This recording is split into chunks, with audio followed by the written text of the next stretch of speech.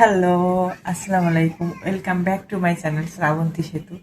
তো আমার ক্লাসের টাইম হয়ে গেছে। এখন আমি জলদি জলদি বের হয়ে পড়বো। আমি একদম রেডি। আর আমার কানটা দেখো, জানি না এই যে কানের দুল পরে হয়তো ব্যথা হয়েছে এই কানটা। তো আজকে আর কোনো দুল টুল পরে নেই, যদিও আমি টপ পরি, তাও পরে নেই কারণ ব্যথা করছিল কালকে অনেক। তো আজকে আর পরে নেই। তো চলো ঝটপট যা যা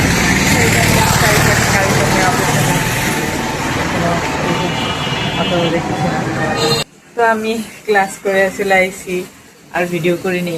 তো ক্লাস করে আসার পরে ঘুমাইলাম, একটু রেস্ট নিলাম, একটু আমি ঋতু রাইসা তোমাদের ভাইয়া অফিস থেকে আসলো, তারপরে একটু গল্প গুজব করলাম, তো গোসল টোসল করলাম। তারপরে এখন তোমাদের ভাইয়া গোসল করতে গেছে, আর আমি থাকি ভাত তরকারি নামায় ফেলাই, মানে ভাত তরকারি বাড়ি খাইতে দিব, আমিও খাবো। এই যে রাইসা আজকে চুলের আগা কাটবে, তাই আমি আমার কাছে বলতেছে কেটে দেবো, আমি কেটে দেবো। এই যে আজকে ওর চুল ছোট করে দেবো।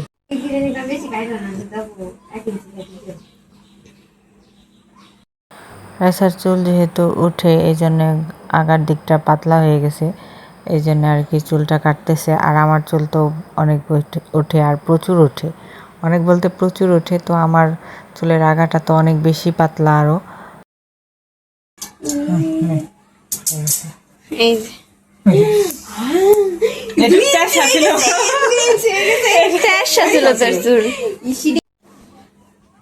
এই যে একবারে অল্প একটু কাটছি, দেখ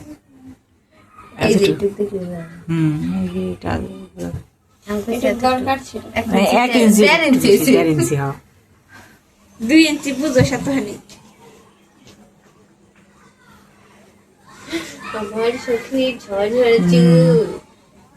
আমারও কাটা লাগবে।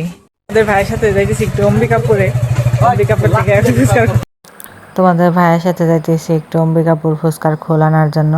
বাসায় আজকে ভাবছি আমরা সবাই মিলে ফুচকা বানাই খাবো। আর বুট, মানে যেটা দিয়ে ফুচকার ভর্তাটা বানাই, বুটটা আজকে ভিজানো হয় নাই। তো আজকে আলু দিয়েই, শুধু আলু দিয়েই ভর্তাটা বানাবো। আলু দিয়ে মজা লাগে, কিন্তু ভর্তার মতো অতটা মজা লাগে না।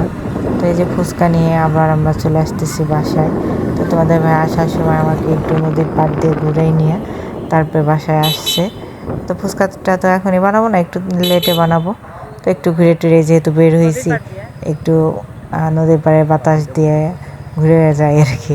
তখন তো ফুচকা নিয়ে আসছি, এখন ফুচকা রেডি করবো, এগুলা ভাজবো আর আলু সেদ্ধ দেবো, আর সব প্রিপারেশন নিয়ে তারপরে খাবো। তো তাড়াতাড়ি ফুচকাগুলো ভেজে ফেলাই আর আলু সেদ্ধ। এই ফুচকা ভাজার জন্য তেল বেশি লাগে না, তো অল্প তেল দিলেই অনেকগুলো ফুচকা ভাজা যায়।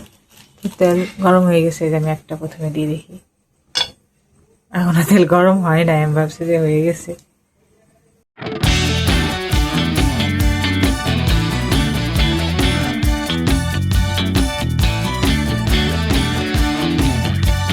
এই যে সবগুলো ফুচকা ভাজা হয়ে গেছে, আর এই যে পেঁয়াজ কাটছি বেশি বেশি করে, আলু সেদ্ধ দিয়েছি, আলু সেদ্ধ হয়ে গেলে সব কিছু রেডি করবো।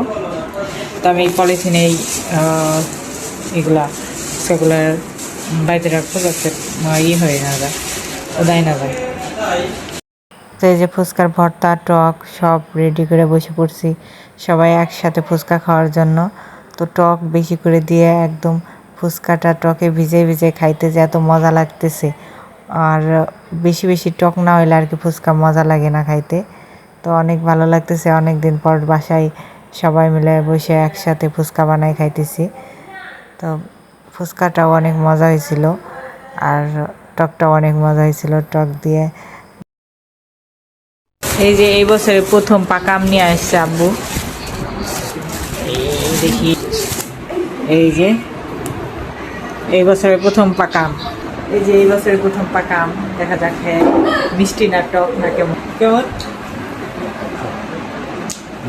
দেব না মিষ্টি,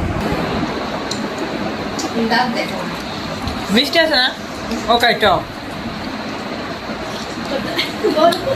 আজকের ব্লগটা এই পর্যন্তই। তো কেমন লাগলো তোমাদের আমার ব্লগ অবশ্যই কমেন্টে জানাও। আর আমার ব্লগ যদি তোমাদের ভালো লাগে থাকে অবশ্যই চ্যানেলটি সাবস্ক্রাইব করে রাখো, আর একটা লাইক কমেন্ট শেয়ার করে দিও। তোমরা অনেক অনেক বেশি ভালো থেকো। বাই, দেখা হবে কালকে নতুন ব্লগে।